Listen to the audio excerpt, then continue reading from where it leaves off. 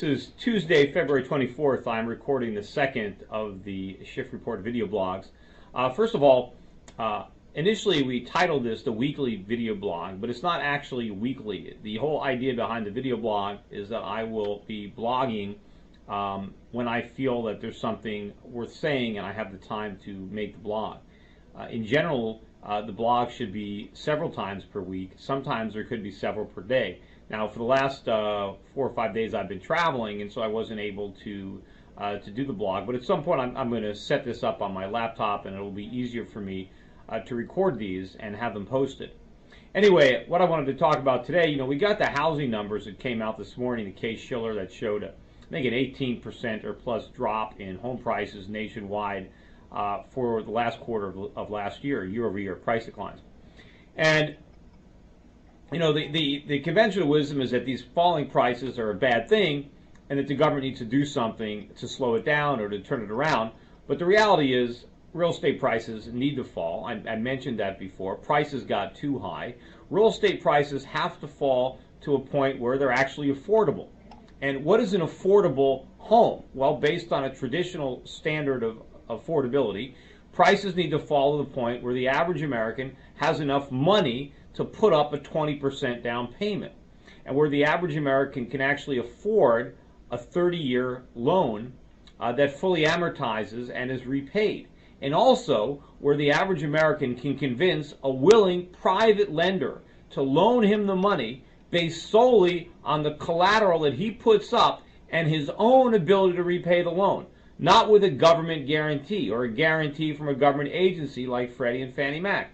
Now, if that was the criteria, obviously real estate prices would fall substantially from where they are. And that's what needs to happen. To think that we can still have these ridiculously high real estate prices makes no sense. I mean, look at stock prices. Stock prices are back down to where they were 12, 14 years ago. Why should real estate prices be so much higher? I mean, it's obvious that the average American is in worse financial shape than he was a decade ago. He has a lot more debt. And his assets have gone down in value. A lot more of us are unemployed. Why should real estate be so much more valuable than it was a decade ago? It shouldn't be. And the reality is, what we need is much lower home prices, because the longer we have these artificially high home prices, the more false signals we send to the market. I mean, look at all the homes that are still being built. Sure, new constructions are falling, but a lot of home builders are still building more homes. Why are they building them? Because the prices are so high, even though they're not selling, they're still sending signals to real estate builders to build more homes. We don't want to send those signals. Real estate prices have to fall to the point where new construction is completely discouraged. We are wasting our resources right now building homes that we don't need. We've built too many homes. We need to use those resources, the labor, the capital, to other areas. In fact, that is exactly what the government does when the government comes into the market and props up companies, that subsidizes companies that should be going out of business and keeps them in business. What they're doing is they're keeping the free market from better allocating the resources that are now being inefficiently allocated by these companies. The land, the capital, the labor that is being propped up should be allowed to be redistributed to other entrepreneurs and with other businesses that can better utilize it. The fact that there's some transitionary unemployment doesn't mean that the government needs to try to preserve these companies. Now, also, the markets today, we had a big rally in the stock market, I think because Bernanke was talking about not nationalizing the banks, and I think that created some confidence in the financials, which probably lifted the market. But the reality is, look, the government nationalizes banks all the time. Every time a bank fails and the FDIC comes in there, they basically come in there and they nationalize the bank. The bank goes out of business, and they pick up all the deposits and they sell them to other financial institutions, and they deal with the losses. But that's not necessarily nationalization.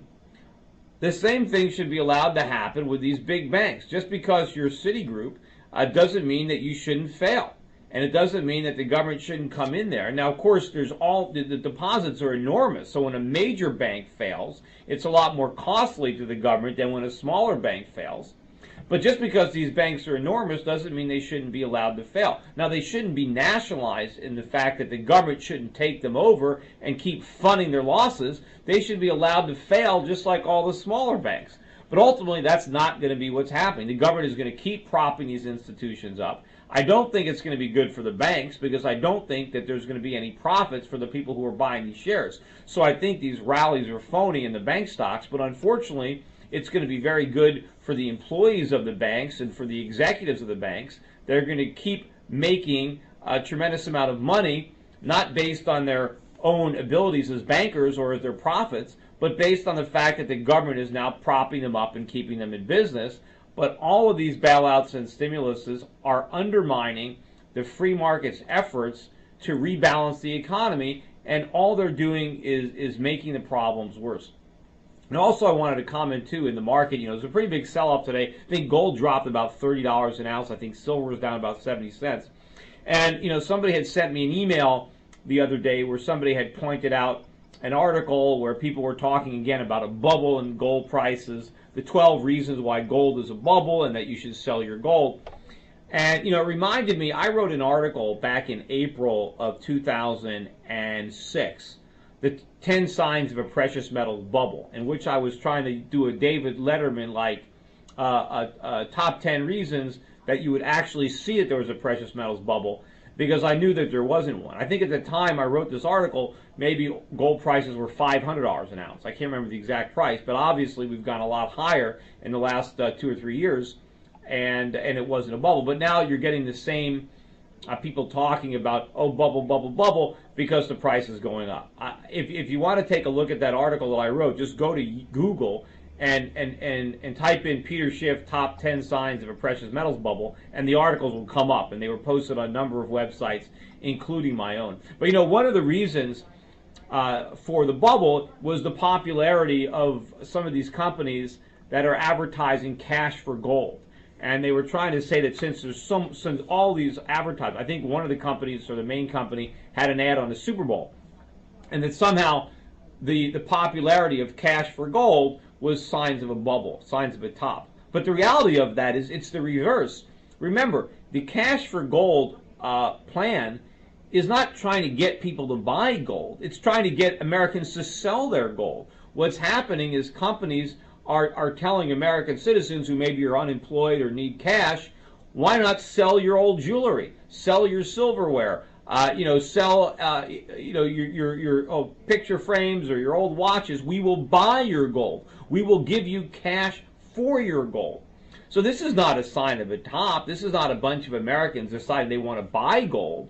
This is Americans getting rid of their gold, thinking it's a good time to cash in their gold because the price has gone up. What they don't understand is that it's going to go a lot higher. So when you really get signs of a precious metals bubble, it's not going to be Americans rushing to get rid of their gold. It's going to be Americans rushing to buy more gold. So I think what's happening now is more of a sign that there's a much bigger gold move in the future, not the sign of some type of top. Anyway, that's it for today. Thanks for listening. I'm headed out to California tomorrow. I'll be out in the California office for a few days. So I'm not even sure I have the equipment up there to do the blog. So if I don't blog again from California, it's not because, again, it's a weekly blog. It's because I'm traveling. But at some point, I'll have the equipment at all the offices, and I will be able to record from wherever I am. If not, I'll be back again early next week. Bye.